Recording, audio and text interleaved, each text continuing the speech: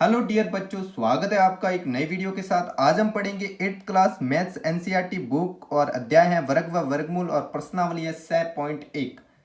तो देखिए, बिना कुछ समय की देरी किए हमारे दिए गए सभी प्रश्नों को हल करते हैं और इसी के साथ एक महत्वपूर्ण जानकारी की, यदि आप इस YouTube प्लेटफॉर्म पर पहली बार आए तो सब्सक्राइब जरूर कर लेना, क्योंकि यहाँ पर आपको सभी 8th क्लास के चैप्टर सॉल्व करवा दिए जाएंगे। तो सब्सक्राइब करना ना भूलना, क्योंकि ये काम फ्री का होता है। और इसी के साथ वीडियो को ज़्यादा से ज़्यादा शेयर और लाइक कर देना। तो देखिए, हमारा दिए गए पहला क्वेश्चन, निम्नलिखित संख्याओं के वर्गों के इकाई अंक क्या होंगे। पहला क्वेश्चन है, इनके वर्गों के इकाई अंक क्या होंगे। पहला है 81, 81 है। तो देखिए 81, जो भी आपको बोर्ड में क्वेश्चन आया है तो 81 के पीछे क्या है, एक है। तो एक इकाई अंक क्या है, एक है। जो मैं भाषा लिख रहा वही आपको लिखना है, वही लिखोगे तभी आपको पूरे नंबर मिलेंगे। तो देखिए, एक का वर्ग क्या होता है, एक का वर्ग यानी एक इंटू एक क्या होता है, एक ही होता है। तो 81 के वर्ग का इकाई अंक क्या हो गया, एक हो गया। जो वर्ग का इकाई अंक पूछा यानी कि उसका 2 बार गुणा करना है। इसी प्रकार देखिए, यहाँ दूसरा प्रश्न है 272। 272 में इकाई अंक क्या है, 272 के पीछे क्या है, 2 है। तो 2 का वर्ग क्या होता है, 2 इंटू 2 4। तो 272 के वर्ग का इकाई अंक क्या हो गया, 4 होगा। तो जैसे बोर्ड में ये क्वेश्चन आए कि वर्ग के इकाई अंक क्या होंगे, तो आपको इसी तरह करना है, तभी आपको एक नंबर पूरा दिया जाएगा या 2 नंबर पूरे दिए जाएंगे। तो देखिए, इसी प्रकार से तीसरा क्वेश्चन है 799। 799 में इकाई अंक क्या है, 9 है। तो 9 का वर्ग क्या होता है, 9 इंटू 9 81 होता है। तो देखिए 81 के पीछे क्या है, एक है। तो 799 के वर्ग का इकाई अंक क्या हो गया, एक हो गया। तो ये 799 का हो गया। यहाँ पर देखिए 3853। 3853 में इकाई अंक 3 है। तो 3 का वर्ग क्या हो जाएगा, 3 इंटू 3 यानी 3 का स्क्वायर, वर्ग स्क्वायर को वर्ग ही कहते हैं। तो 3 इंटू 3 इज इक्वल टू 9 हो गया। तो 3853 के वर्ग का इकाई अंक क्या हो गया, 9 होगा। तो ये जैसे भाषा लिख रहा हो वैसे ही लिखना, ऐसे नहीं कि आप कुछ भी लिख रहे हो, भाषा लिखोगे तभी आपको नंबर पूरे दिए जाएंगे। तो इसी प्रकार से देखिए, पांचवा हमारे पहले क्वेश्चन का फिफ्थ है 1234। 1234 को हल करना है। 1234 में इकाई अंक क्या है, 4 है। और 4 का वर्ग क्या होता है, 4 इंटू 4 क्या होता है, 16। तो 16 के पीछे क्या है, 16 के पीछे है 6। तो 1234 के वर्ग का इकाई अंक क्या होगा, 6 होगा।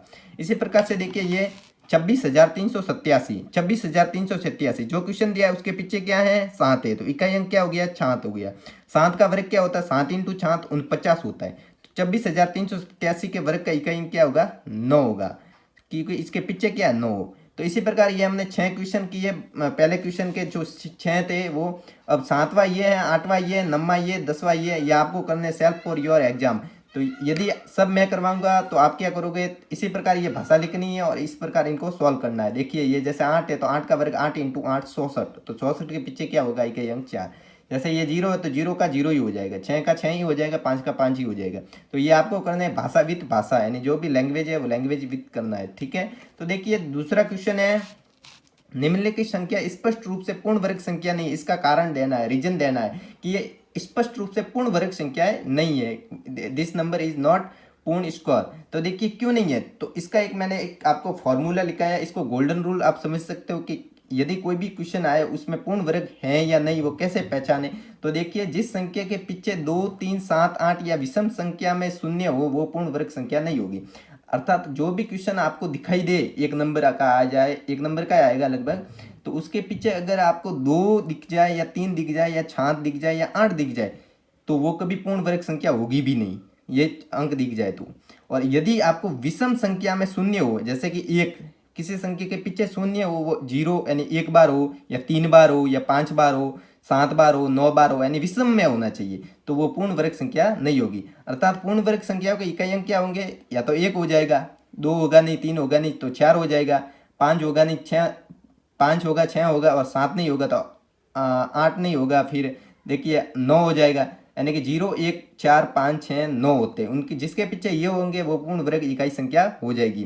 तो ये ध्यान रखना कि यदि आपको 0 विषम संख्या में आए तो वो नहीं होगी, और सम संख्या में आए तो वो हो जाएगी। तो देखिए यहाँ पर पहला क्वेश्चन है 1057। 1057 में देखिए, हम जानते हैं कि पूर्ण वर्ग संख्याओं के इकाई अंक क्या होते हैं, 0, 1, 4, जो भी मैंने ये लाइन लिखाई थी वो देखिए, 0, 1, 4, 5, 6, 1, 9 होते हैं। परंतु 1057 में इकाई अंक क्या है, 7 है। तो अतः ये पूर्ण वर्ग संख्या नहीं है, क्योंकि इसके पीछे क्या है, 7 है। तो जिसके पीछे 7 होता है वो पूर्ण वर्ग संख्या होती है, नहीं होती। तो इस प्रकार यह 1057 में इकाई अंक 7 है, तो अतः ये पूर्ण वर्ग संख्या नहीं है। यहाँ से देखिए दूसरा से 7 तक आपको करना है इसी विधि से। जिसके पीछे ये दिख जाए, जैसे 0 1 4 5 6 और 9 दिखे तो हैं। अगर ये 2 3 7 8 दिखे तो नहीं है। जैसे इसके पीछे 7 थे तो नहीं है। जैसे इसके जिसके पीछे ये दिख जाए वो नहीं है। अगर आपको 0 किसी संख्या के पीछे 1 0 तो नहीं है, 3 0 नहीं है, 5 0 7 0 9 0 है तो नहीं है। अगर 2 0 4 0 6 0 8 0 यानी सम अंक में 0 है तब वो है। जैसे ये देखिए पीछे 0 इसके। अब देखिए यहाँ पर 50 50 यानी इकाई, दाई, सैकड़ा, हजार, 10 4 लाख यानी 5,50,000 5,050 में इकाई अंक 0 है। जैसे इसके पीछे इकाई अंक क्या है 0 है, जो एक विषम संख्या विषम अंक में, यानी कि इसके पीछे एक ही 0 है। अगर एक ही होगा तो एक क्या होता है, विषम अंक होता है, सम अंक थोड़ी ना होता है। तो एक है यानी 0 क्या है, एक विषम अंक संख्या में। अतः ये 5,05,050 पूर्ण वर्ग संख्या नहीं है। इसी प्रकार देखिए अब ये हो गया। अब देखिए हमारे दिए गए तीसरे प्रश्न पर चलते हैं।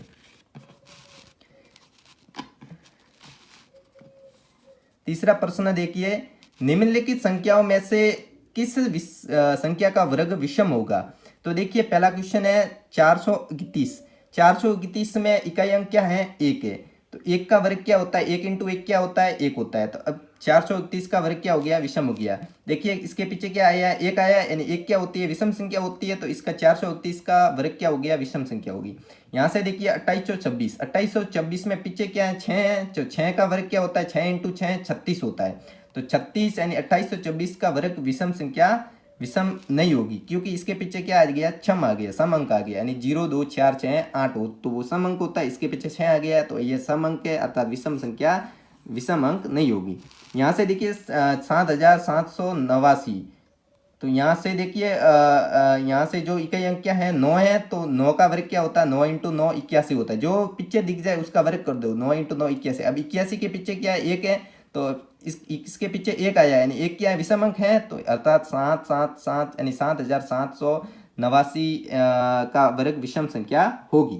समझ गए आप। जिसके पीछे 2 4 6 8 आते हैं वो तो नहीं है, और जिसके पीछे 1 3 5 7 9 आए वो हैं। तो देखिए यहाँ से 8200 ये है, इसका इकाई अंक क्या है, 4 है। यहाँ से देखिए इकाई अंक क्या है, इसका 4 है। तो इकाई अंक क्या आ गया, 4। 4 का वर्ग 4 इंटू 4 16। अतः 82,004 का वर्ग सम अंक होगी। इसके पीछे देखो क्या आ गया, 6 आ गया। 6 क्या होता है, सम अंक होती है। यानी 0 2 4 6 8 तो वो क्या होते हैं, सम अंक होते हैं, जिसमें 2 का भाग पूरा पूरा जाता है। तो इसके पीछे 6 है तो इस ये क्या सम अंक है, अर्थात ये विषम अंक नहीं होगी।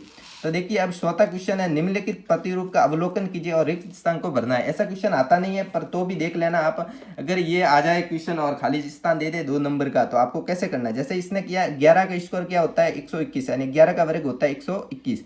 इसी प्रकार 101 का वर्ग क्या होता है, 10201। जो भी है इसका वर्ग, यानी कि 1 0 और इसमें बढ़ा दिया, तब यहाँ से 1 0 इसमें भी बढ़ गया, 1 0 इसमें भी बढ़ गया, 1 0 और बढ़ा दिया, यानी कि 2 0 के 2 यानी 4 0 डबल कर दिए। तो यहाँ पर भी 2 के डबल 4 हो गई, इसके भी 2 डबल 4 हो गई। समझ गया। देखिए यहाँ 1 था, या 2 0 या 4 0। अब देखिए यहाँ 4 0 है क्वेश्चन में। अब इसके 4 के कितने किए इसने, 3 और 3 6 किए। तो यहाँ से 6 किए तो यहाँ पर भी कितने हो जाएंगे, 6 हो जाएंगे। तो यहाँ पर भी हमें कितने लिखने हैं, 6। यानी जो क्वेश्चन दिया था उसको मैंने इसी में सॉल्व कर दिया खाली स्थान में। यानी कि यहाँ देखिए 4 है, तो इसमें देखिए यहाँ 2 थे, तो इसमें 2 के आगे 0 2 है, और पीछे भी 2 है। एक आगे जी एक, इसके बीच में 1 0 है, तो 2 के पीछे आगे भी 1 0 और पीछे भी 1 0। इसके पीछे बीच में 4 है, तो 2 के आगे भी 4 0 और 2 के पीछे भी 4 0। इसके पीछे बीच में 6 0 है, 2 के आगे भी 6 और 2 के पीछे भी 6 0। इस प्रकार इसको हमने सॉल्व किया। अब देखिए क्वेश्चन है 5वां, निम्नलिखित प्रतिरूप का अवलोकन कीजिए और रिक्त स्थान को भरना है। तो देखिए 11 का स्क्वायर 21, 121 और 101 का स्क्वायर जो भी है यहाँ पर जो भी किया है वैसे का वैसे ये ऊपर वाला किया, इसी तरह ये करना है। तो देखिए इसमें एक देखिए इसके एक बीच में 0 है, तो ये इसके बीच में 1 0 1 0 यानी 2 0 है, तो 1 0 2 0 3 0। यानी कि देखिए 2 0 आए तब तो 3 तक चलना है, और 3 0 आए तब तक कब तक चलना है, 4 तक चलना है। देखिए यहाँ पर 2 0 है, तब हम चले 3 तक, फिर वापस बैक चल गए। तो यहाँ 3 0 है, तो 3 0 आए तब कब तक चले, 4 तक चलना है। ठीक है, इस खाली जगह में कब तक चलेंगे, 4 तक। जैसे 1 0 2 0 3 0 4 0, फिर वापस पीछे 3 0 2 0 1। अब देखिए यहाँ पर जो खाली स्थान यानी कि यहाँ तक कहाँ तक चला है, 5 तक चला है। तो देखिए यहाँ तक जब 3 0 आए थे तब 4 तक चलना था। अगर 5 तक चला है तो मतलब कितने जीरो आने चाहिए, 4 जीरो आने चाहिए। तो देखिए 1 2 3 और 4, तो हमने 1 0 1 0 1 0 1 0 1 ये लिख के इस दोनों खाली स्थान को भर दिया। ऐसा क्वेश्चन आता नहीं है तो भी आप देख लेना, ये कैसे नॉलेज ही है कि थोड़ा दिमाग ही लगाना है। देखिए अब आगे देखिए, दिए गए प्रतिरूप का उपयोग करते हुए लुप्त संख्या को प्राप्त कीजिए। अब लुप्त संख्या यानी जो भी गायब संख्या उनको प्राप्त करना है। तो देखिए एक स्कोर जो भी ये क्वेश्चन दिया था, जैसे ये क्वेश्चन दिया है यहाँ से मैंने 6 लिख दिया, यहाँ पर 42 लिख लिया, यहाँ पर 43 लिख दिया। अब कैसे लिखे देखिए आपको बताता हूँ। 1 score plus 2 score plus 3 score बराबर जो भी ये पहला दिए थे तीनों, वो हमने यहाँ पर लिखे सेम टू सेम ये। यहाँ से देखिए यहाँ हमने किया 2 की घात 5, ये सॉरी 5 स्कोर क्या हो जाएगा 25 हो जाएगा, प्लस ये खाली स्थान था स्कोर था ये, प्लस 30 का स्कोर क्या हो जाएगा 900 हो जाएगा, और 31 का स्कोर हो जाएगा 961। स्कोर मतलब कि उसका उसी के साथ गुणा, 30 इंटू 30 कर दो 900, 31 इंटू 31 कर दो 961। तो देखिए यहाँ पर खाली स्थान था, उसको हमें ज्ञात करना है। तो ये इधर प्लस से पक्षांतरण करेंगे, उस साइड माइनस हो जाएगा। माइनस का क्या होता है प्लस का क्या होता है माइनस। तो 961 में से प्लस यानी माइनस हो गया 900, यहाँ प्लस का 25 है, उधर जाके माइनस का 25 हो गया। इसमें से घट गए, देखिए 961 में से 900 गए, फिर 25 गए, यानी 36 रहे। यानी 36 किसका वर्गमूल होता है 6 का होता है।